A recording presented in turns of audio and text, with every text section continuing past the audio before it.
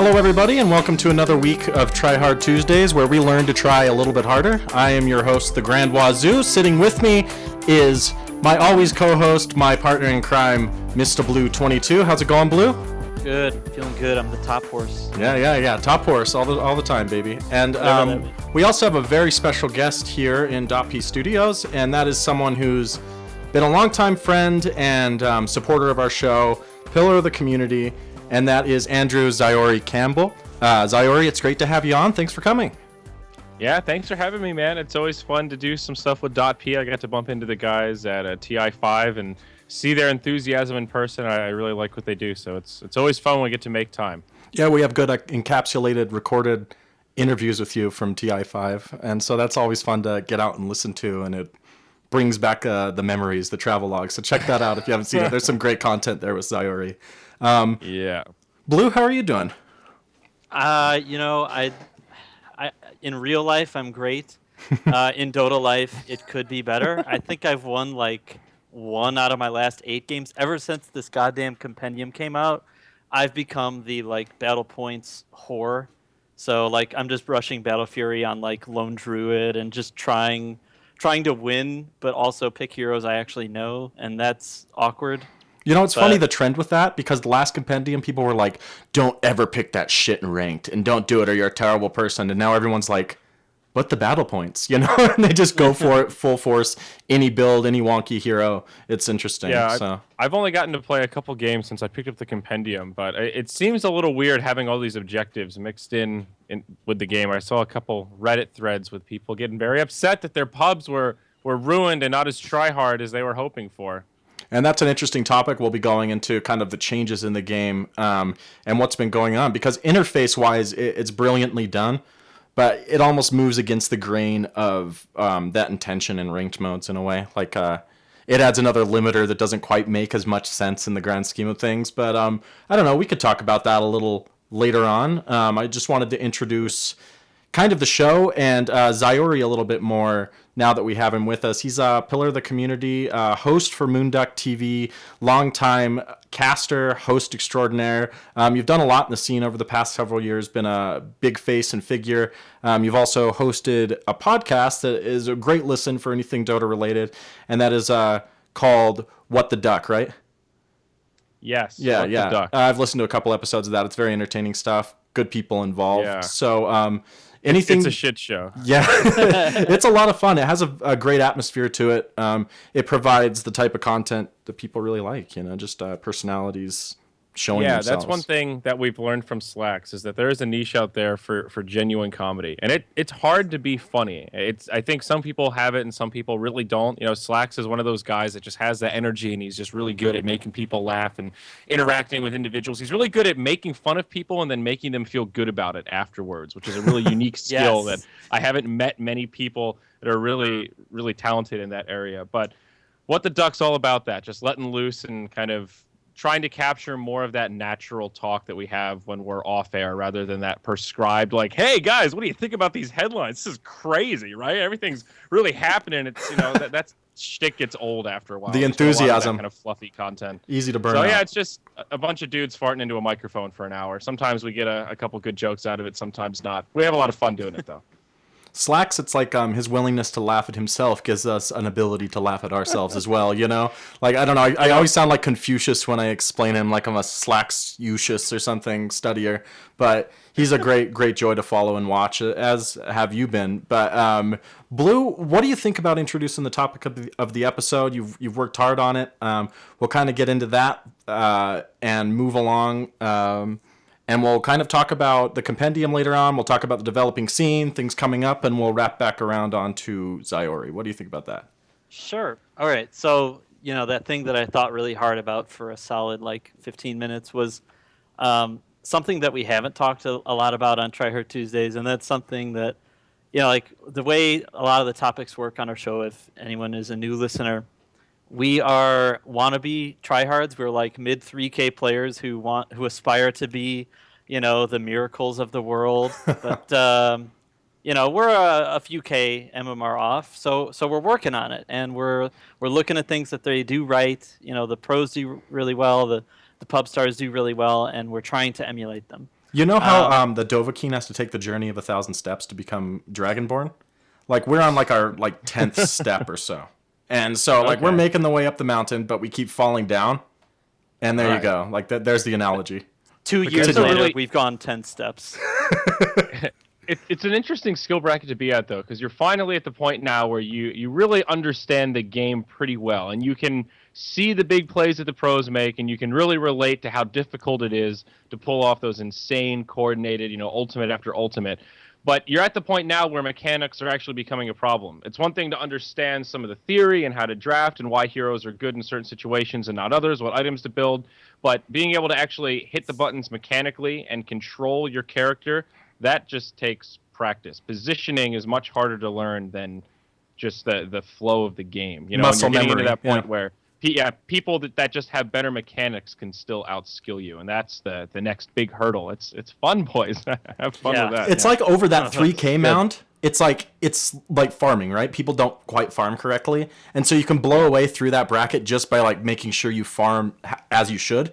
But then after that point, it's very much mechanically based. It's people knowing how that fight's going to go down and being able to turn the tide of the fight into their favor, kind of thing, or just have those kind of pickoffs in special places that they can ward to grab people that they know it's going to net a certain victory, right?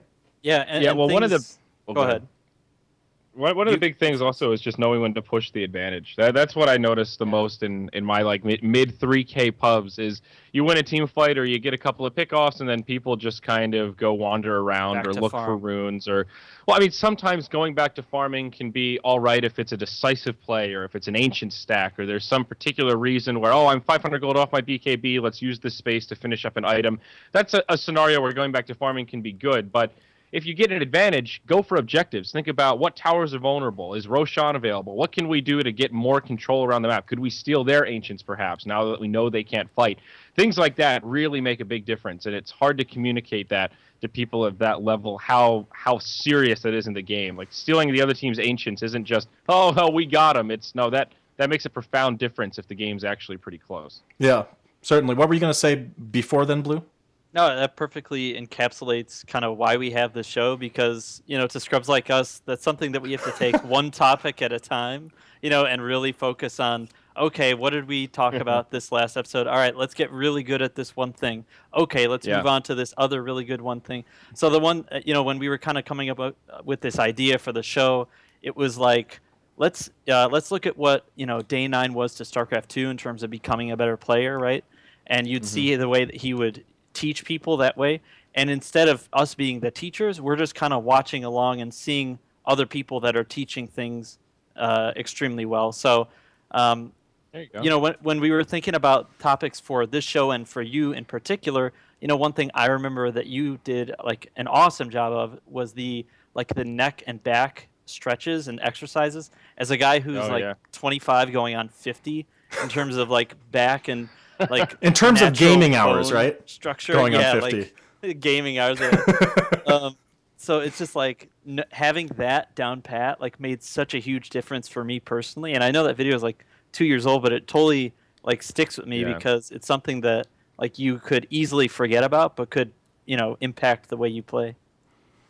Oh, yeah. Stuff outside of the game makes a big difference. And I think we're very slowly starting to see more attention on that kind of stuff. I mean, Fear had the really notorious injury that got a little bit of press attention. I saw a couple of threads on Reddit that noticed Arteezy was wearing an arm brace either at DAC or at TI5 or somewhere and various other stuff like that. But it's a pretty serious problem that not enough people are talking about. And I feel like I've not lost interest, but lost momentum in trying to preach about it because it seems like a lot of people just genuinely don't care about their arms and the longevity of being able to control keyboards and mice. And that's your choice, but it's posture matters, man. It's interesting. Is really important. It's really interesting to me that you can look at like the macro version of the problem in sports, and I know this comparison's probably been done to death, but bear with me. In football, those injuries, pretty much ignored in ways, but if they're really bad, then of course they get that attention, the big hits. The little hits don't get the attention. But in Dota, it's like, it's not even considered something to consider the physical because it's not considered a physical activity to sit in a chair. You know what I mean? issues aren't getting attention on a wide level, and they're not going to on a little level until players themselves start to come out and kind of be like, look, it does take a toll to mash on a keyboard 10 hours a day for 6 years. You know what I mean? I'm going to wreck my carpal tunnels or whatever. You know what I mean? Like, there's a lot that can happen if you don't stay fit. That is one of many differences that, the South Koreans are notorious for their prowess in gaming across multiple titles. They reign champions in StarCraft 2 for a long time. Now League of Legends, it's becoming kind of their new national esport, right? Yeah. And one of the big differences is at a pretty young age, they're taught how to use the equipment properly in terms of posture and ergonomics. And you can go back and look at footage from, 2011, 2012, when StarCraft 2 pros were just starting to come over from Korea and participate in MLGs. There's a noticeable difference in just the posture and how they sit at the computer. I remember seeing the occasional thread pop up about it years ago. And there is a fundamental difference in how they approach the whole kind of process there. And I don't know. I think it definitely really it matters, man. It really does. Hugely. It feels like those little differences that we always think about in Dota being a game of little advantages gathered until you can kind of roll the enemy or, battle and maybe not lose as bad, trade more efficiently. Those physical things are something we so rarely consider as a way to gain that small advantage. I mean, but there's some heroes you play differently. If you play Legacy and they put your hands in such positions that might not be able to, I don't know, be perfect. I guess like Axe. I remember I used to play him all the time, and playing Axe and with some of the Legacy keys when I first started, and for some reason it just killed my hands. I remember that distinctly. So I don't know. What are some things you can do to mitigate that? And we'll start with you, Blue, since you've been trying to get something in. Yeah, it just you talking about the StarCraft 2 players reminds me of how different it is from like one game to another. Like on stream today, even it was like showing Black, and he had like his leg up and his arm like wrapped around the leg as he was playing. And I was just like, Jesus, man, how do you manage to do that for like 7 hours while streaming straight? It's just insane to me. And then I go back and I think like in like, let me think, 2013 or something, when the big time StarCraft Brood War guys came over to SC2, and you'd have guys like Flash with his ruler out, like measuring the exact, measurements of the desk and knowing he was in the exact positioning of his hands and wrists and everything. It's just kind of crazy to think about how different that mentality is. And obviously, Dota is a little bit less strenuous of a game on, mechanically than StarCraft 2, but the concept is still there, where if you're playing any kind of game on the computer for like 8 hours a day, where you're going through different tournaments, all in one day, you could be playing Captain's Draft or Dota Pit or something like that. Good posture and good ergonomics is, I think, at least would be pretty important. Yeah. What is that posture? I mean, we've talked about it a lot. What is good posture, if we're going to define it in a way that people can understand, listening at home? Back straight kind of thing, or? Kind of, yeah. It's a little bit easier to show than it is to explain via voice alone. There's some really good. I part of that video later on. I went back and wrote a blog about it, which is still actually fairly updated and accurate. That has pictures of the kind of frame that you want. But some of the basics are, it's all about that lower back. Just sort of a line. If that back posture exercise, if you've seen that video where your back is up against the wall, part of what makes that exercise work is it makes your spine stay straight. You're actually standing up straight instead of hunching over, which you kind of tend to do. One of the big things that I think is a good rule of thumb that people forget about is raising up your monitor. You don't really want your monitor and your keyboard to be on the same level, because to see it properly, you naturally have to hunch over to see the screen. But if you raise your screen up, if you put it on a monitor stand, you'll naturally sit up a little straighter to see the monitor on eye level. If you think it's like stretch up and sit up right in your chair, you should be able to look forward without moving your neck and see spot on kind of in the middle of the monitor. If you're not seeing that, then your monitor is probably too low or too high. I definitely do not do that. I'm one of those people that like sits with the knee up on the chair and like I golem down and like all the lights are off and I'm just like hissing as I play. That's exactly how Black looked. I was like, Jesus. Like, well, Sing Sing too. He's like Gumby. Like these guys like rap like they're just a tangle of limbs. It's like I can't feel good. Yeah, Zyori, you've been in some. It's like, who's got the worst posture of any player you've seen like in person? Have you seen them while they're practicing or playing? The worst? I'm trying to think if there's somebody that stands out in particular that or I can remember offhand. David Parker has pretty bad posture. gods. He's that like golem got you gone thing is, it's kind of a funny meme or whatever, but he definitely has bad posture. I mean, that meme is there for a reason. I'm trying to think of, there are some other people, but I'm struggling to recall names. Fear is the opposite. He has really good posture now that he's suffered through an injury. I think he does everything he can to try to mitigate any future strain on his arm or undue wear on his body. That guy looks like he is like in the military. The way he walks around, I don't know. We saw him at TI5, and he just kind of everything is very upright and very correct posture and very proper. Yeah. Yeah, well, Fear also works out a lot as well, which is kind of rare for most pro players. I mean, he's like pretty serious about it. I think that was part of his arm injury wasn't just from gaming. It was the gaming stress coupled with working out, and there was some complication there. So it wasn't just pure, spamming that click button left and right. That's kind of an easy segue into what I would like to mention.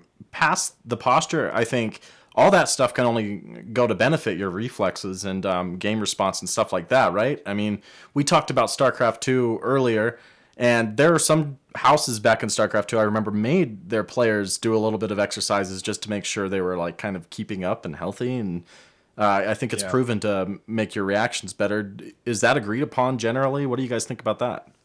I mean, I would say so for sure. I think the way I think about it is your body is basically one big chemical reaction. I don't know if you guys are Rogan fans. I kind of assume everybody in the podcast world likes Joe Rogan at least somewhat, but he talks about this kind of stuff a lot with your body and just the way things work. And if you think about it as just one big chemical reaction and what you put in there, you can kind of fill it with temporary garbage that'll give you a small high like caffeine or a lot of sugar, and that's kind of okay for a little while. But if you really load it up with a lot of good stuff and a lot of nutrients and some bulletproof coffee and some healthy fats, you can really get some good stuff going on. And I think there's definitely merit to not living on that stereotypical gamer diet and, getting some vegetables in there and getting some activity in, not just being completely lethargic. I think all of that can improve your ability to just process things and brain function and all that. I would imagine there's science behind that. I haven't seen any firsthand. That's how I feel about it. I feel better when I eat vegetables. Yeah, there you go. It's like it's just something like empirically, I can't tell you 100%, but I can say that like it's got to help with some of that stuff in terms of just skill growth. Yeah. I think Wazoo. Wazoo. I gotta say, if we're holding like an intervention for Roland's like severe Red Bull addiction, oh boy, he bleeds. We need that Zyori shit in the room because I think he summarized what science is telling us. No, man, he goes through cases in just a couple days, and if he'll accuse me like I took one of his crack rocks if one's missing. He's like, there was one in there. It's like I didn't touch your shit, man. Like. But what was your Red Bull addiction like? I used to joke that it was a Red Bull fountain because basically every event that we did was sponsored by Red Bull in some capacity. And one of the ways that they supported events was, you can drink Red Bulls all the time. So they were just always around. And there were times where, we're out of soda. Okay, nothing but Red Bull. Fuck it. I guess I'm drinking vodka Red Bull tonight. Wasn't really the plan, boys, but you got to do what you got to do. And you do that for, a year. And you're like, I think I had in the thousands of Red Bulls last year. That's Jesus Christ, boys. I think we need to slow down. You have that moment of realization that you're just living on Red Bull, and it's bad, man. It's all bad. Vodka and Red Bull feels like it would be a lot of fun until it was no longer fun, and you were like wired and spinning. I really like it more than I feel like I should. I'm sure I've heard a lot of people say it's bad for your heart. I again wouldn't disagree with that. Uppers and downers, the uppers and downers, but boy, I'd be lying if I said it didn't feel great. Well, and nothing you like, nothing you enjoy is good for you. I mean, we've all come to accept that. Is Dota that good for you? Yoga. If you do this .p program, it will be. No, we're not going to turn this into an infomercial just yet. Not selling that hard down. Drink Red Bull, folks. Talking about stimulants. Like I don't know. It might be too candid to say this, but I've been known to have a few drinks and something and play some games of Dota, and almost 85, 90, maybe even 100% of the time, it's pretty bad. My MMR tends to tank. Not playing in the right state of mind, feeling down and like unreactive and stuff like that. I feel like this kind of stuff is also a kind of like a niche of what you can do to etch things out. I mean, one of our other show hosts with Theorycraft Tuesdays is a big proponent of only playing ranked when you're in your right state of mind and you kind of feel it. You know what I mean? And otherwise just playing normal, and use that as like a barometer to just kind of beep and like see where you are.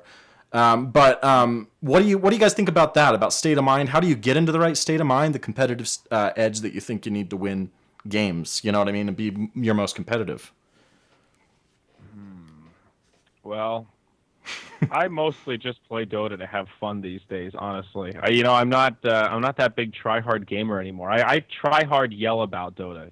So when I'm sitting back and playing, I'm thinking to myself, I want to have a couple beers and have some fun, and hopefully my games won't be too bad. I won't have to suffer too much, and my teammates will actually want to win. That's kind of what I go in with, a hope and a prayer, cross my fingers. Slacks is someone who's really improved in the MMR realm. He was a 3K player. He passed 4K. He's now passed 5K. He's making a push, man. He's actually pretty darn skilled, and he's done it almost exclusively as support and techies earlier before. Yeah, I remember his techie streams. The filth. Yeah, when it was nerfed. But still very impressive considering he hasn't really been playing Dota for that long compared to a lot of us, right?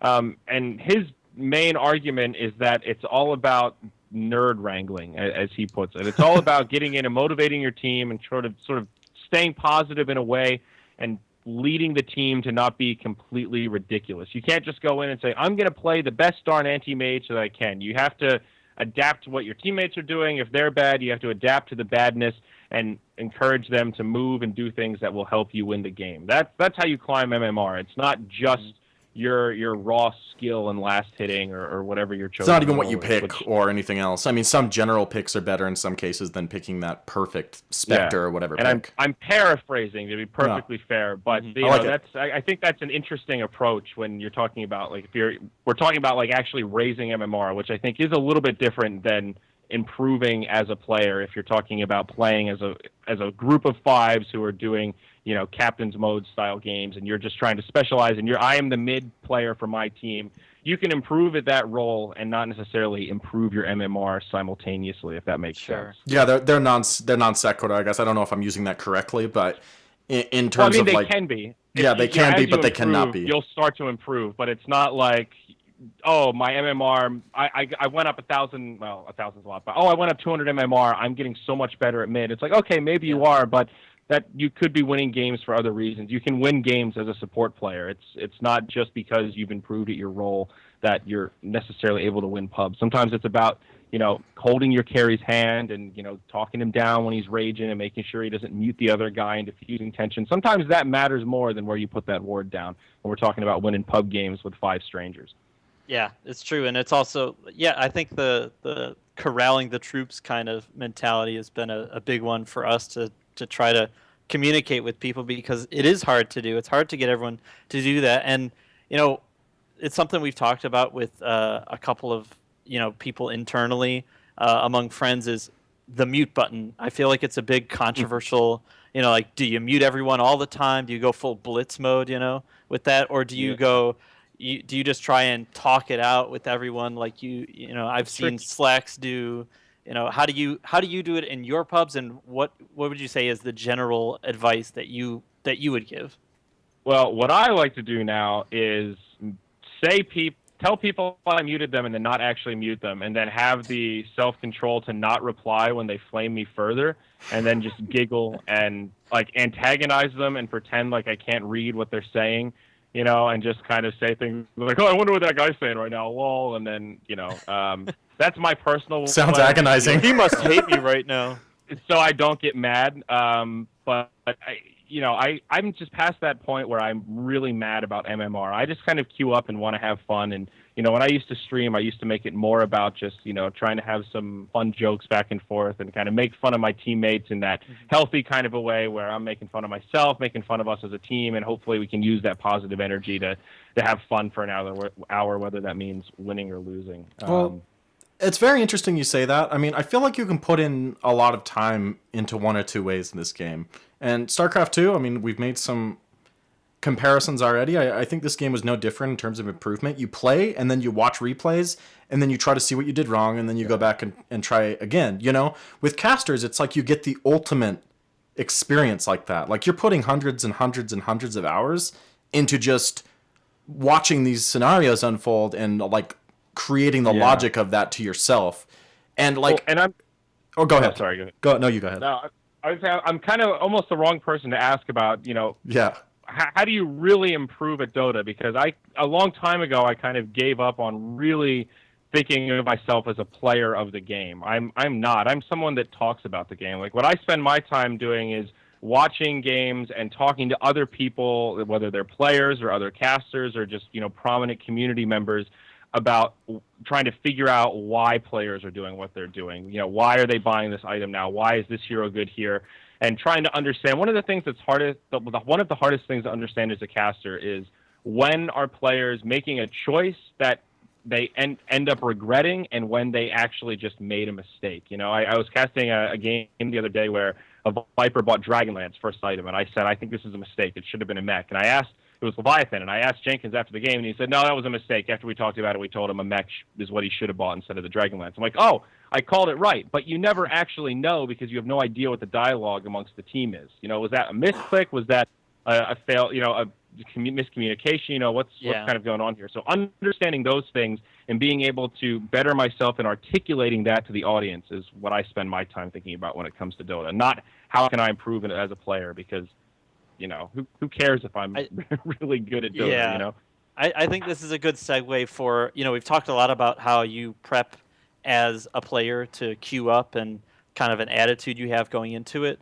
I mean, how does that translate for prepping for a cast? Is there any specific rituals that you have when you're getting ready to commentate? Do you have a Red Bull by your side? It doesn't sound like that's the case. Any virgins you sacrifice for this cabal ritual? Your Red Bull trauma. So a little bit. I mean, you guys brought up Day9 earlier, and I saw a little piece that he did, or it was a blog that he wrote about rituals. And there was some book that he recommended, and how you can kind of train yourself to get in a certain mode, where if you want to get in the mood to study, for example, you play a certain song, or you have light a certain scented candle, or you ingest a certain flavored beverage, and over time you can just sort of have that beverage, and then before the test you sort of your brain just associates that with getting ready to be mentally stimulated. It's a little bit of a lame example, but that sort of logic is there. So it definitely holds true for casting.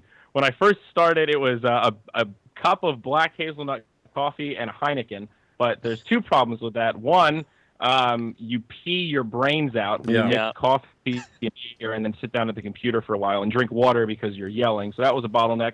And two, you can't really do that at events, because drinking beer at 10 in the morning is usually frowned upon when you're hired as a professional to represent their brand in front of a large audience. So I had to get rid of the beer, and I happen to be kind of a caffeine addict. So there definitely is that caffeine side, like some sort of a warm beverage. Part of that is also just because it's good for your vocal cords, very soothing, that kind of stuff. Caffeine helps you get pumped up. But for me, weird as it sounds, it's sleeping. I spent a lot of my casting grind doing Asian stuff, either for China or Southeast Asia. So it was really weird hours where I would wake up at 1 a.m. and then cast till 9 a.m., for example, and that would be my work day. So 10 a.m. is your 5 o'clock p.m. cocktail hour. You have a beer and then you go to bed by 11. So you're kind of topsy-turvy anyway, and you don't really have a choice but to sleep before you go live. But now if I have a cast at 8 p.m., I kind of think to myself, okay, I'm going to get a little nap in before I start. I'll wake up 7:30, half an hour beforehand, get on a pot of coffee, get the caffeine flowing, and that's kind of like my reset to get in the zone for casting. And now it feels weird if I have to go all day and then start casting. It's always been kind of, I've trained myself to associate it with morning activity. So sleeping and caffeine, that's the best I've got for my casting ritual these days. I like that. Very basic. Rich aroma. Basic but effective. Yeah, I like it. Let's talk more about that distinction there with you and I, Blue, with pub players. I mean, it's a kind of a different experience. We can get up between games, can you believe it? And I think that's something that's huge, not to play when you're on a bad streak or when you're not having a good time with the game. Wazoo, where were you at 2 a.m. last night? Where the hell were you? Playing Darkest Dungeon, man. It's a blast. But anyway, that's for another time. I've noticed with my whole kind of ritual, when I really want to sit down and play Dota, coffee and caffeine is huge for me.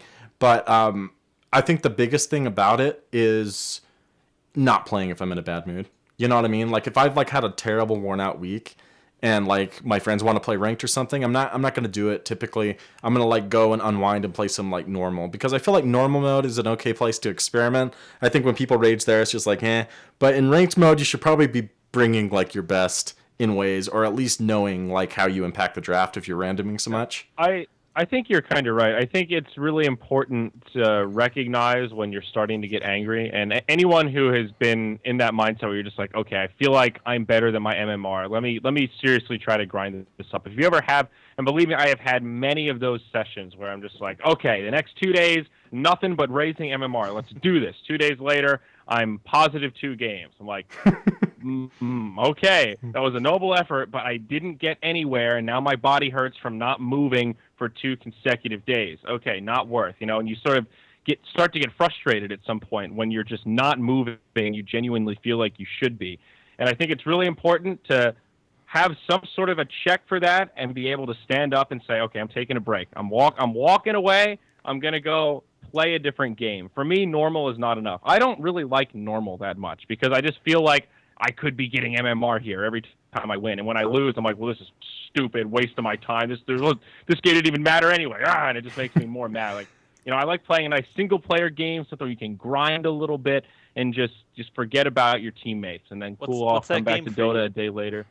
I used to play a lot of World of Warcraft. That was my grindy game. But any kind of like MMO style, I know some people really like those like indie games on Steam. Not really my style, but like the is it Bastion of Light or no, it's just called Binding of Isaac. Because roguelikes, like roguelike games that are Binding of Isaac, shit like that. They're cool games, but yeah, not really my jam. But I see why I see the appeal. That kind of stuff where you can just kind of check out. It's kind of like driving. It's not really hard, but you take some of your brain power, so it's a good way to just kind of clear your brain, and you're doing something, but not really doing anything strenuous. An activity like that to unwind and remember that video games can be fun again, and then come back to Dota when you're feeling positive. And RNG fucks you in the face every single time. Yeah, exactly. That's the reality of it. But Dota, I think, it's interesting. I got this way with StarCraft, where I almost got burned out because I knew I was never going to be very good. Like, I hit gold, and I never did very good in StarCraft, and I was like, I'm never going to be good at this game. And so I stopped playing entirely because I was putting so much time into it, and I could barely hit platinum. Like, I'd hit low platinum. And if anyone knows, that's, like, not very high at all. There's still Diamond and Masters or whatever, right? So there was, like, 2 levels above that, and then Grandmasters, which was, like, pro top 200 in each region. But Dota 2, it feels like you grow in so many different ways that, like you said, you can be grinding a certain set of skills and maybe not doing that good and not improving, but then you can be doing something else entirely, maybe not winning games, but you're still building those skills if you're playing like a DK mid or something like that, mid position, something that doesn't require a lot of communication, or like a jungle position or anything really in the game. You don't necessarily grow in such a way that there's a graph where it's like 1.5 MMR per hour or something. You know what I mean? Like, it's something that's hard to define where you get better and where you get worse. I was talking to Durka about this kind of stuff a little bit at, I guess it was at Frankfurt in Germany, and how this whole notion that your MMR is just a number is a little bit ridiculous. Like, MMR is really a range. Like, you're within this scope of variance around that skill level, whatever that number is. You could be 3,700, and you could be on a low-end peak of where you actually average at, or you could be kind of at the high end and you're due to kind of go get knocked down a couple of rungs. But you're not really just 3.7K. You're probably more like 3.5 to 3.8 or something like that as you kind of slide up and down. And again, it's not that that's super valuable insight, but I think it does add interesting perspective when people look at that number and get really upset that it's lower than what they think it should be. I mean, that's where that rage really comes from, right? That disconnect between where you feel like you should be and where you actually are. Well, I find that really fascinating. Just one sec, Blue. I find that really fascinating just psychologically, to be honest, because it feels like so many times people hit that number to validate themselves in ways, in my knowledge, like, you have to listen to me because I'm higher than you. Like, I play with a lot of good people and players that are way better than me that don't have that attitude, but then I play with people that aren't that much better than me. They have that attitude of superiority, like, I've made it, lads. I finally made it to the top rung, and they're like 3,800 or something. And it's like, okay. Yeah. But that psychologically, it's interesting because they wouldn't consider themselves a lower player than that number when they're happy with their number, but when they're a lower number, it's got to be higher, right? Right. What were you gonna Exactly. say, Blue?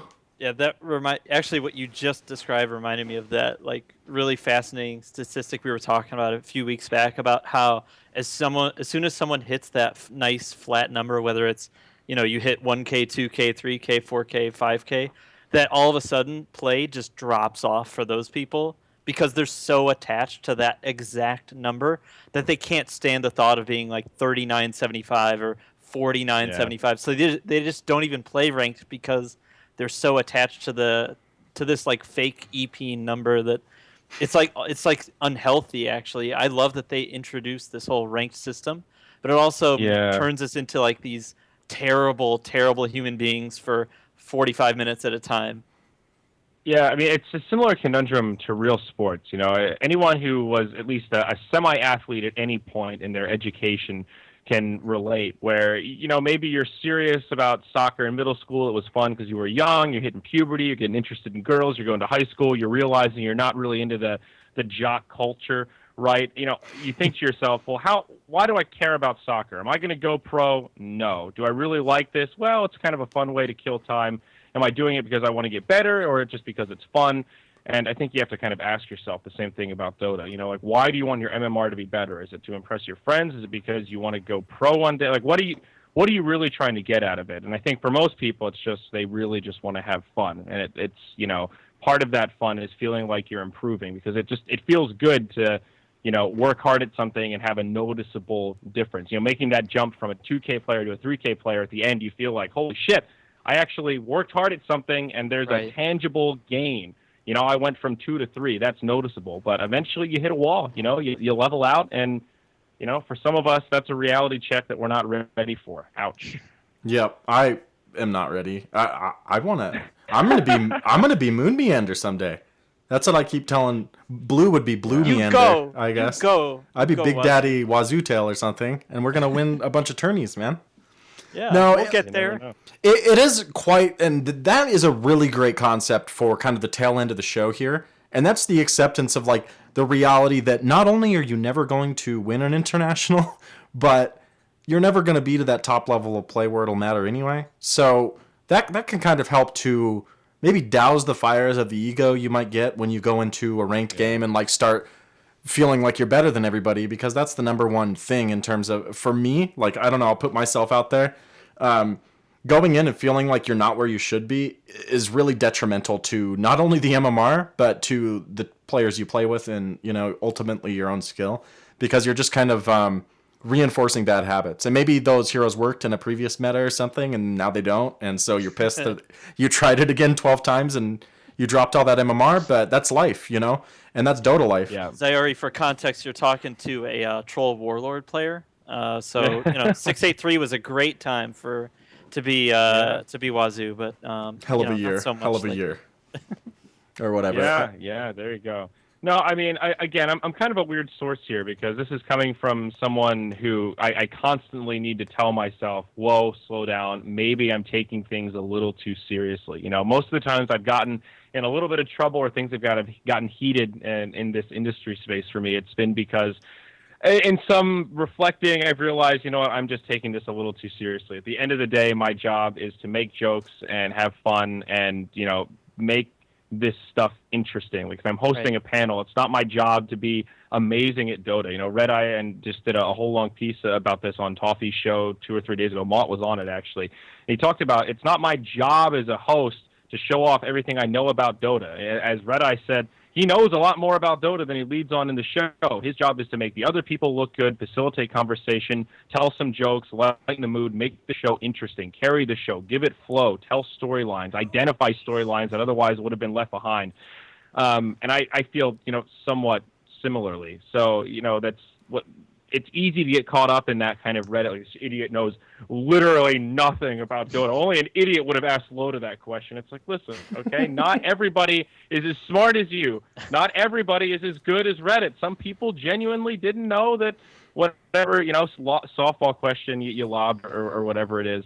So I try to check myself in that, like, we're not on ESPN yet. This isn't CNBC. Let's let loose. That's sort of what the Moonduck vibe is. You know, let's remember that this isn't all serious, guys. This is a game first and foremost, and this is about having fun. That's kind of the priority, not making sure everyone's wearing suits and everyone's color coordinated, and we're as ESPN as we can be. That's just, in my opinion, not where this whole thing is going. And yet that very attitude kind of speaks towards a maturation in ways. It's not about being an elitist about information. It's about making sure that you're accessible. And I mean, you look at people like Purge who have kind of built their entire careers on their accessibility, and then you have people like Blitz who maybe have some accessibility, but they're known for their high level of mechanical skill. And I mean, you're known as someone who facilitates and is a kind of good member for the entire scene and knows a lot about the game and just a general knower of information. You know what I mean? Same with Red Eye. So it's like absolutely. You pull in these different things to hopefully get a community that'll appeal to people, not be so alienating. Because Dota, I mean, it's alienating enough, boys. Like, the game is so hard to learn that if you log into a streamer on Twitch and you like see something that blows your mind, you know, you see a team fight happen and someone's just like yelling over it, like you're just like, okay, I'm gonna go do something else. It's hard to comprehend. Yeah, it's very overwhelming if you really don't have any kind of background in the game or any idea what's going on. That's definitely for sure. Yeah, I think Dota still struggles with elitism a little bit. I'm not the biggest fan of Thorin and Richard Lewis and that whole crew. I go back and forth with Richard Lewis, and I think Thorin is a smart guy, and I think his shtick is overdone, and it's like he's trying to be too good, but goes for the low-hanging fruit and is too over the top for me to stomach it. You know, did Slacks quote it, and did he call it the asshole shtick? Like the being an asshole?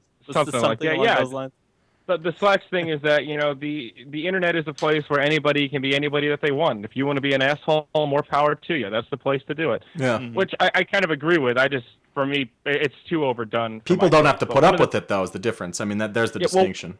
Well, one of the things they talked about in a recent podcast right after the Star Ladder, where there was the Counter-Strike and Dota kind of alternating back and forth on the stream, and there was some, you know, shots fired back and forth, and they both kind of said, listen, you know, we were sort of into Dota, and then we saw how elitist that community was, and we were like, fuck that. That's not appealing to me. There's one thing I don't like, it's esports elitism, which is, I think, a little ironic coming from those two, but I think there's a degree of truth in that whole sentiment that Dota is very high ranking in that kind of esports elitism, that our game is the highest skill, it's the one true esport that separates the men from the bitches, and so, you know, and just this whole Sing Sing's been playing for 10 years, and you know, it's great. No one really, in the grand scheme of things, to anybody, like 99.9% of the world, League of Legends and Dota are the same fucking thing, and we're quarreling, we're splitting the smallest hairs you can imagine, quarreling over pennies in a subset of an industry that is a subset of the entertainment industry. You know, like, it's just at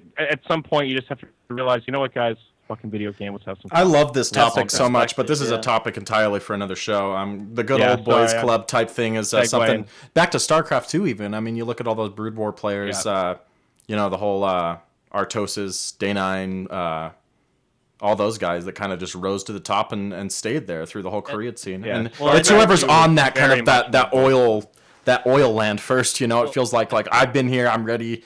Wazoo, to your point, I mean, even that community, which, I mean, I loved that community. I was part of that community. That got salty quick as soon as you saw Artosis or Day9 or someone else, you know, just slowly moving over to other scenes and or generalizing. The amount of you see a lot of hosts doing that. I mean, that's something you can't blame anyone for trying to generalize their career. And Day9 kind of became a poster boy for Blizzard and Hearthstone and all sorts of stuff like that, which is fine because he should be utilized. And this show's modeled after, you know, some things he did with Day9 TV and stuff. But that's for another time. We're going to spend the last kind of bit of the show, unless you have anything else to add, Blue or Zyori, kind of on Moonduck, what Moonduck's doing, and close her out. So anything else to add on this topic before we move on?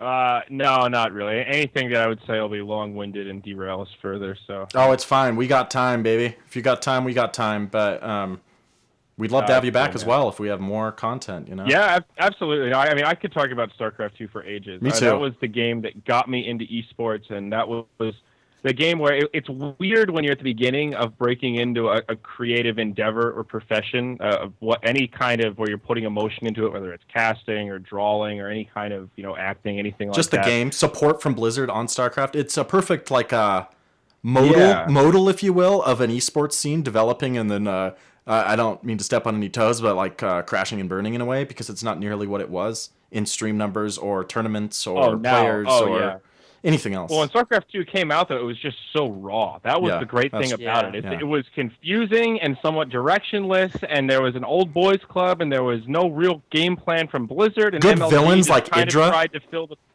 Yeah, and it was just this weird kind of organic, just everyone's really excited. We really love video games. We're here. Figuring we're it out. queer. We're loud, and get over it. It was this very just vibrant, awesome community. And then it got a little too stagnant, I think, in the complete crossover of the Korean scene with the North American and Europe scene. It just there wasn't enough storytelling. A lot of the storylines got lost, and unfortunately, a lot of the Korean players just had no identities for the Western audience. Actually, those lost of us in outside translation. of Korea, we just literally lost in translation, where it's just Korean players always in the top 4, and you think, well, honestly, it's not even racist. It's just I don't really know any of these players. I know their names, I kind of recognize them, but I don't know anything about them. I don't know anything about their story. I have no reason to care about these players. I've been following Idra for a while. I've been following Huck for a while. I know these players. I've been watching their streams.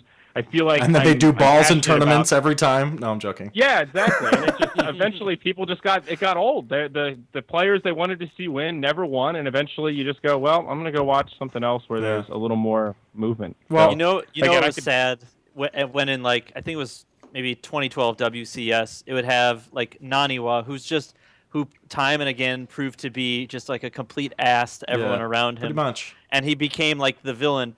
And he made it into, I think he was the only non-Korean into the top 16 or something. And everyone was behind him, cheering him on. You're like, that something is wrong with this scene when that guy is all of a sudden for a week and a half at a time, the golden boy of r/StarCraft. And then all of a sudden he goes back to being the villain. It's fantastic. Just so topsy-turvy. Yeah, early Western players like Thorzane and Jinro was his name were really fascinating to watch through some of those tournaments, and Jinro and GOM TV stuff. And I think they just got over inundated early on with that GOM was a seasonal thing, right? And you just have the best 32 players, and then it would go down and stuff, and it was a bit much. I think you're completely right there. I mean, I checked out of StarCraft 2 a little bit, just as I was leaving, Scarlet was starting to rise. I remember I was at the first MLG where she was sponsored by Acer. I remember I had the opportunity to meet her, and I didn't, and that was one of my very few esports regrets, where she was sitting in the front row by herself. It was before she knew anybody, and I was sitting in the row behind her, and just it was the VIP press area or whatever, so fans couldn't sit there. And I was just sitting there thinking, I should just go sit down and introduce myself and just make small talk and just talk about just tell her how awesome her storyline is, and instead I didn't and walked away, and I don't know why.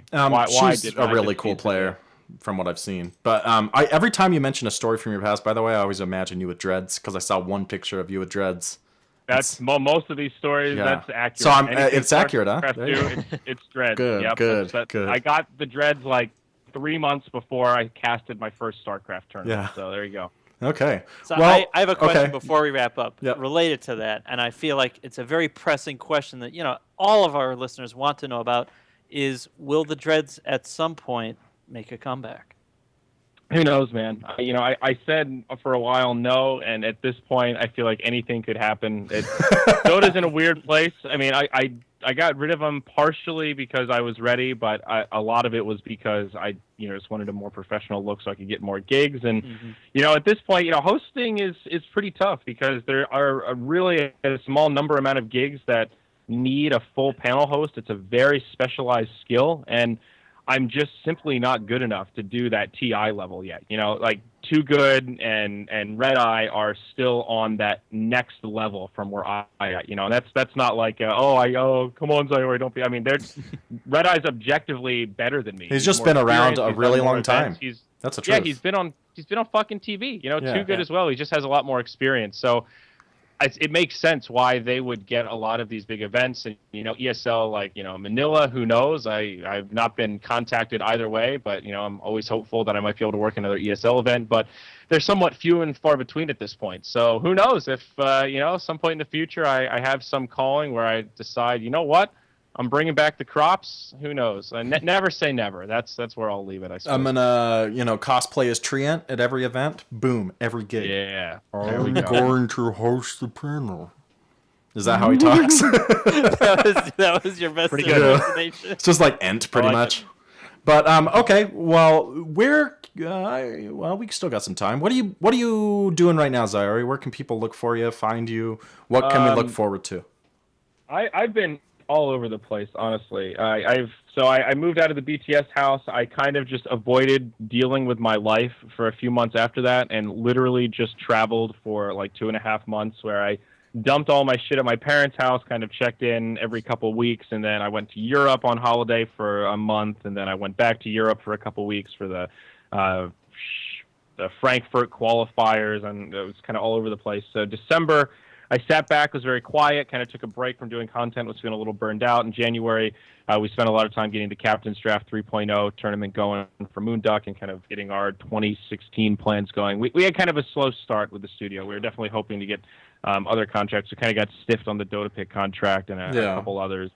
Looked very promising, and then kind of last second they pulled out after quite a bit of negotiations, which sucked for us, not only because we didn't get the gig, but because publicly it seems like we're not doing anything. It's like, well, we spent like 3 weeks of quite a few people's time negotiating that contract. It was fully drafted, and then they tore it up literally like a day before we were supposed to sign it.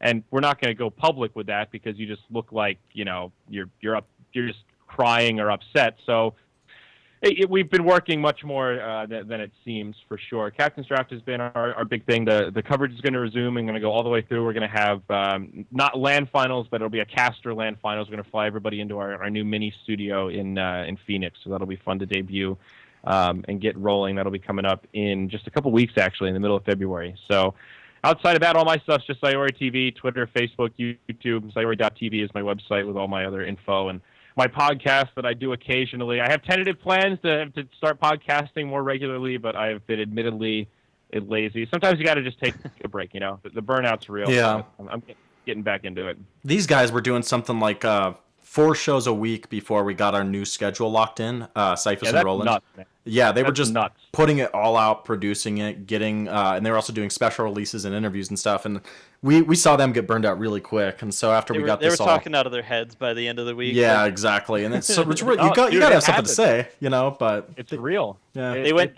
deep into you got to balance. Yep. They went deep into the podcast Heart of Darkness, and they were muttering to themselves in the dark, and it was gruesome. Like what is the spirit of man? No, I could go back into my Tryhard voice. That's just a derpy voice. It's not even like an impersonation. It's like drunk Sonic or something. I don't know. But okay, Blue, where can people find you, my glorious co-host friend? Wow. They can find me at Mr. Blue 22 on Twitter, and let's see, you can find the YouTube channel. YouTube, it is youtube.com/.ptv1 for all our video content. And that's it for me. Fantastic. I am your host, the Grand Wazoo. We want to thank you all for joining us, and especially thank Zyori. Zyori, thanks for joining us, man. It's been great having you and your insights. Yeah, nope. It's always a pleasure, man. Thanks for making some time for me. Yeah, really glad we could get your insights and what's coming up, and we can't wait to see what you guys have in 2016. And once again, thank you so much. Can't wait to have you back. As for the show, guys, once again, thanks for joining us. You can find me at @.p_wazoo on Twitter. Check out www.defenseofthepatients.com for near daily podcast releases. You can, of course, check out our YouTube at it's a .ptv1, and that's all we have for you guys. So thank you for joining us once again for the 3rd time, and stay hard and stay classy, my friends.